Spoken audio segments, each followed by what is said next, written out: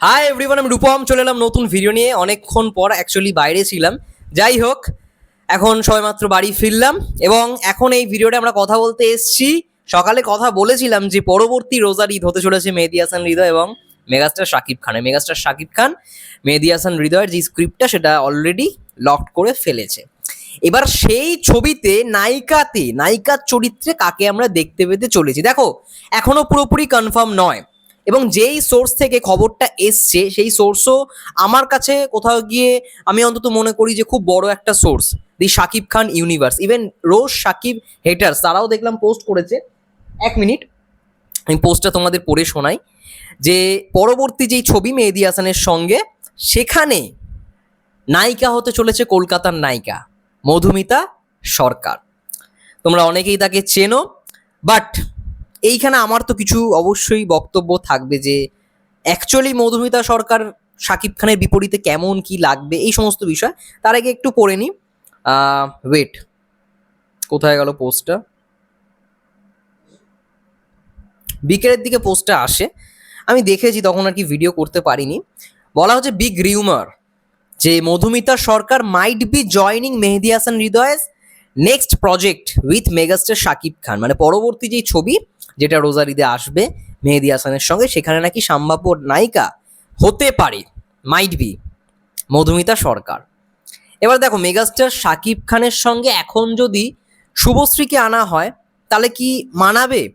আমি এটা পোস্ট করেছিলাম, অনেক দিন আগে পোস্ট করেছিলাম, তোমরা বলেছিলে না শুভশ্রী গাঙ্গুলি এখন যেরকম ফিগার হয়তো মানাবে না। এককালীন মানিয়ে এসছে, নবাবে মানিয়ে এসছে, বাট এখন যে মানাবে তার কোনো গ্যারেন্টি নেই। হ্যাঁ, শ্রাবন্তীকে মানালেও মানাতে পারে, ঠিক আছে, কারণ শ্রাবন্তীর যেরকম এখন সত্যি কথা বলতে অভিনেত্রীদের মধ্যে সব থেকে বেশি গর্জিয়াস, ঠিক আছে, শ্রাবন্তী চ্যাটার্জি। কোয়েল মল্লিক তো অবশ্যই আছে, বাট শ্রাবন্তী দিকে যারা সামনে থেকে দেখেছে তারাই বুঝতে পারবে, ঠিক আছে, সেটার জন্যই বলছি। এবার মধুমিতা সরকার, দেখো মধুমিতা সরকারের সঙ্গে মেগাস্টার শাকিব খান ঠিক আছে, হতেই পারে, না হওয়ার কিছু নেই, ঠিক আছে, বাট যতক্ষণ না সামনে আসে ততক্ষণ বলাটা খুব মুশকিল। হ্যাঁ, অনেকেই হয়তো ভাবছে যে কতটা মানানসই হবে। দেখো, এটা কিন্তু পুরোপুরি কনফার্ম নয়, আবারও বলছি, এটা কিন্তু একটা রিউমার। তো মেহেদী হাসান হৃদয় যখন ভেবেছে, আই থিঙ্ক ক্যারেক্টারটাও সেরকমই হবে। আমরা তো অনেকেই ভেবেছিলাম প্রথমে যে বরবাদে ইদিকা পাল, এই বরবাদে বলছি সরি, প্রিয়তমায় মেগাস্টার শাকিব খানের সঙ্গে ইদিকা পাল কতটা মানানসই। এবার দেখো সেই জুটির দুটো কাজ অলরেডি হয়ে গেল।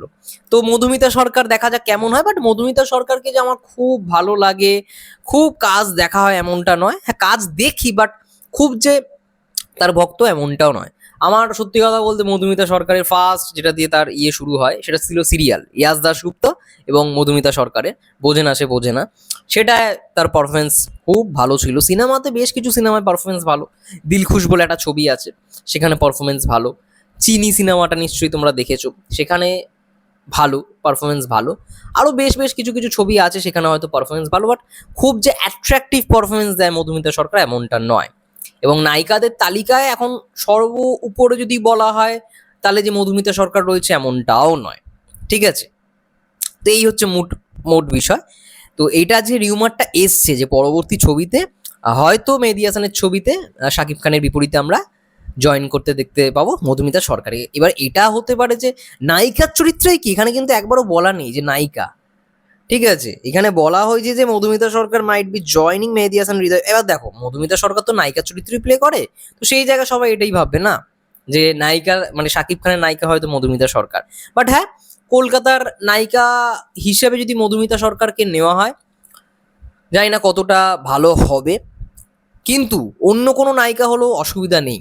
আমার মতে বাংলাদেশ থেকেও অনেক এরকম নায়িকা রয়েছে যাদেরকে নেওয়া যেতে পারে, বা এমনও করা যেতে পারে যে কলকাতা থেকে একটা নায়িকা এবং বাংলাদেশ থেকে এমন একটা নায়িকা, যেমনটা তুফানে করা হয়েছিল। কলকাতা থেকে মিমি চক্রবর্তী ভালো মানিয়েছিল, তো মেগাস্টার শাকিব খানের সঙ্গে মিমি চক্রবর্তী জুড়িটা বেশ ভালো লেগেছিল। বাট আমার কথা হচ্ছে কিন্তু মেগাস্টার শাকিব খানের সঙ্গে নাবিলার ওই জুড়িটা বেশ ভালো লেগেছে, কারণ ওদের মধ্যে কেমিস্ট্রিটা ভালো রকমভাবে বিল্ড আপ করা হয়েছিল সিনেমাটার মধ্যে, এটা সব থেকে বড় প্লাস পয়েন্ট।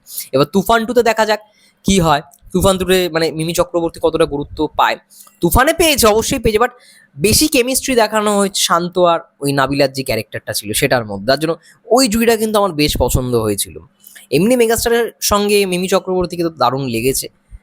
এবার দেখা যাক যদি মধুমিতা সরকার সেখানে আসে। এবং আর একটা বিষয়, তুফানে কিন্তু ফার্স্ট রিউমারের মধ্যে মধুমিতা সরকারের নাম এসেছিল, ভালো করে মনে করে দেখো, একেবারে প্রথমে যখন নায়িকা নিয়ে গুঞ্জন, তখন কিন্তু মধুমিতা সরকার আর মিমি চক্রবর্তী এই দুটো নামই এসেছিল। তো আবার সেই মধুমিতা সরকার মানে শাকিব খানের সিনেমায় আবার একটা রিউমার হিসেবে নাম আসছে। দেখা যাক সেটা কি হয়।